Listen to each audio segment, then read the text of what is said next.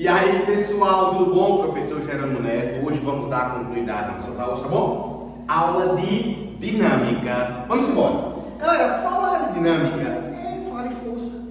E força é uma ação mútua entre corpos que vai causar uma variação de velocidade ou uma deformação, tá bom? Não esquece disso. Olha os tipos. As forças podem ser uma força de contato. Principal exemplo é a normal. E como é essa força de contato? Cara, simples. Força de contato é uma força que atua enquanto dois corpos estão em contato. Olha para esse pincel e suponha que minha mão seja a superfície. Existe uma força vertical e para cima, perpendicular à superfície e saindo dela. Essa força só atua enquanto o corpo está em contato. Quando, por exemplo, ó, esse pincel para de ter contato com a minha mão, essa força de contato já não existe. Tá bom? Entendido? Não esquece.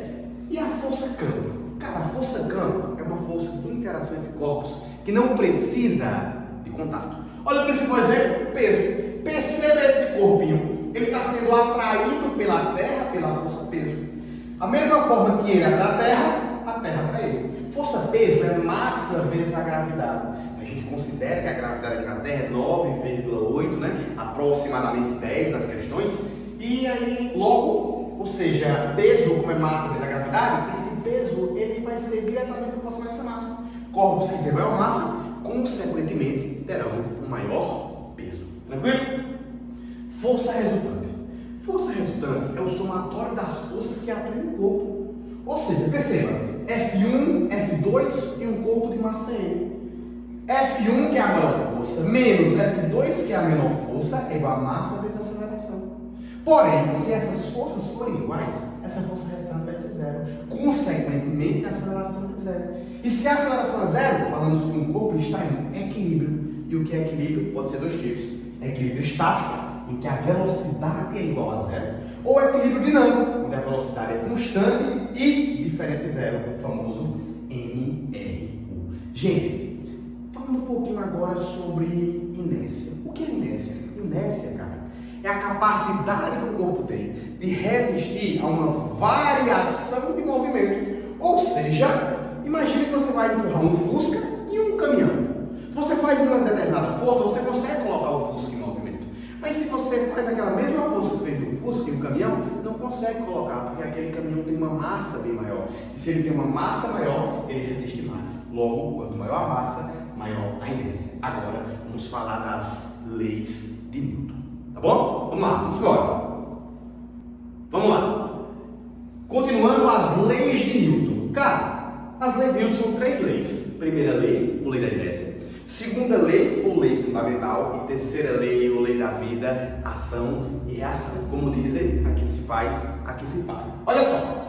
Primeira lei, ou lei da inércia, diz o seguinte: um corpo em movimento tende a permanecer em movimento, ou um corpo em repouso tende a permanecer em repouso até que uma força externa atue sobre ele. Aí você vem caminhando, imagina que você bate uma pedra.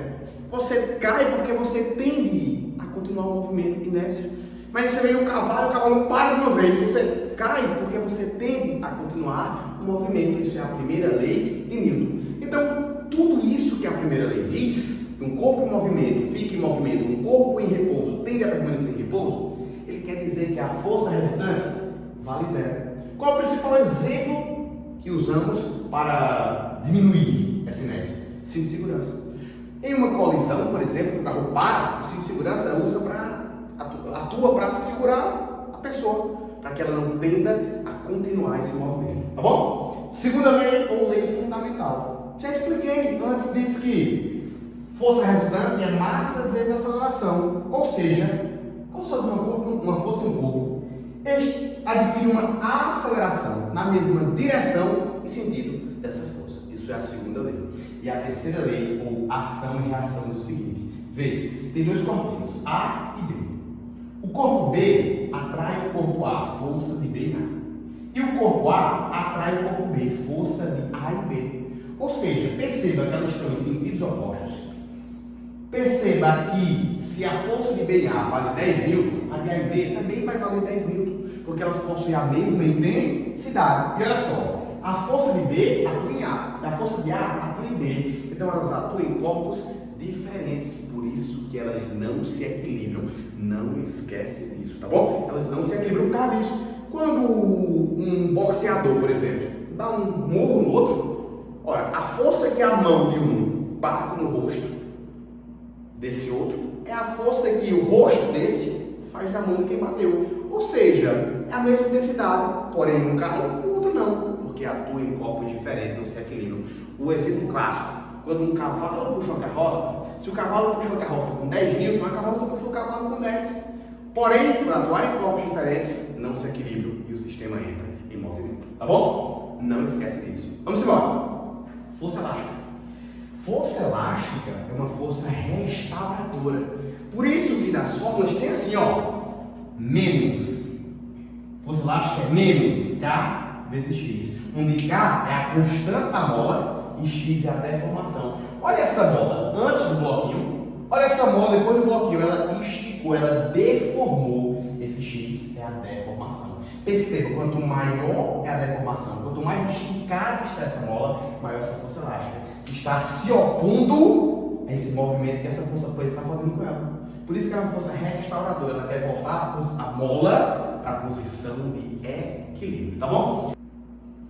Gente, um tópico muito importante. Falando de força elástica, não tem como falar da associação de molas. Então olha para cá, presta atenção, tá bom? Pode ser em paralelo ou em série. Quando essas molas estão associadas em paralelos, falamos que a constante equivalente vai ser a soma dessas constantes. Quando elas estão associadas em série, falamos que a constante equivalente vai ser a soma do inverso dessas constantes. Beleza? Não esquece disso. Aí olha só, qual é o principal exemplo? Um colchão, por exemplo. Um colchão, ele supõe que ele é feito de várias molas em paralelos. Quando você está em pé no colchão, seus dois pés estão apoiados apenas, por exemplo, em duas molas. Se está apoiado em menos molas, você deforma mais o colchão. Mas quando você deita, você distribui o seu peso em várias molas. Quando você distribui em várias molas em paralelo, esse colchão, consequentemente, vai deformar um pouquinho menos, tá bom? Vamos lá, gente. O último tópico da aula de hoje. Ó, blocos.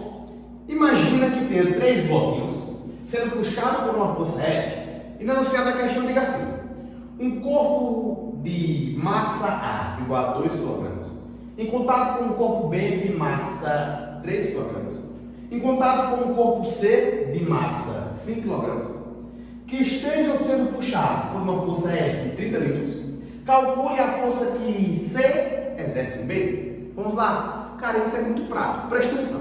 Com o tempo você vai fazer de cabeça, rápido, mas agora faz o seguinte, ó. Separa os bloquinhos. Separa o bloco A, o bloco B e o bloco C. E vamos analisar as forças que estão atuando sobre ele. Isso é um sistema. Então eles vão todos ter que ter a mesma aceleração. Não esquece disso. Olha só.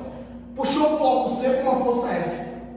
Consequentemente, o bloco C vai puxar o bloco B.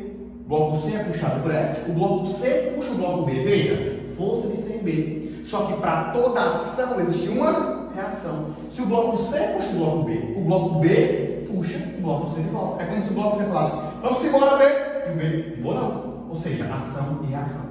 Mas o bloco B foi puxado, ele vai puxar o bloco A. Força de B em A. Para toda ação existe uma reação. Se o bloco B puxa o bloco A puxa o bloco B. Força de A em B. E agora calcular a força resultante. Força resultante em C é a massa de C vezes a aceleração. Quem é a força resultante? As forças que estão a favor do movimento F, menos a força que está contrária ao movimento F de B e C. É igual a massa de C vezes A. Força resultante em B, massa de B vezes A. Forças a favor do movimento F em C e B, menos forças contrárias ao movimento F de A e B, é a massa de B vezes A. E no corpo A, força resultante em A é a massa de A vezes a aceleração. Só tem uma força, então ela é resultante, ou seja, força de A e B é igual a massa de A vezes a aceleração. Tá bom? Vamos lá. E agora, monta o sistema. Gente, quando você monta esse sistema, o que é que você faz? Olha só, presta atenção. Você vai somar todo mundo que está antes do igual e todo mundo que está depois do igual. Perceba que a força que B faz em C é igual à força que C faz em B. Ação e reação. Quando eu somo a força que B faz em C está negativa, com a força que C faz em B é positivo, vai embora. Quando eu somo a força que A faz em B negativo com a força que B faz em A positivo, ó, vai embora. Sobrou quem? F. E aqui, ó, massa de C vezes A mais massa de B vezes A mais massa de A vezes A. Coloquei uma em evidência e aí ficou força é igual a vezes massa de C mais massa de B mais massa de A. Vamos continuar? Bora ficar a questão? Vamos lá? Olha só. Quanto é a força? 30 newtons. É igual a aceleração multiplica massa de C, 5, mais massa de B, 3, mais massa de A, 2.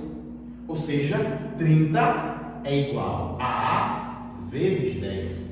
A aceleração é 30 dividido por 10, 3 metros por segundo ao quadrado. Gente, ele quer saber a força que C fez em B, que é a mesma coisa que calcular a força que, se é C fez em B, é a mesma força que B fez em C, tanto faz. Vamos lá? Como é que faz? Olha só, essa aqui, ó, porque eu já tenho F. Pega essa equação, olha como é que fica. Fica assim, ó.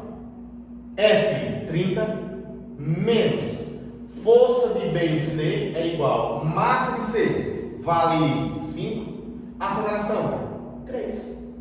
Ou seja, 30 negativo passa positivo, força de B em C. 5 vezes 3, 15, positivo, vem negativo. Ou seja, 30 menos 15, 15 é igual a força de B em C. Ou seja, galerinha, a força de B em C equivale a 15 newtons, meu amigo. E como a força de B em C vale 15 newtons, a de C em B, que é igual a de B em C, também vale 15 newtons, tá bom? Não esquece disso. Só uma observação. Às vezes, os bloquinhos, eles vêm ligados por um fio. Professor, se vem ligado por fio, muda tudo?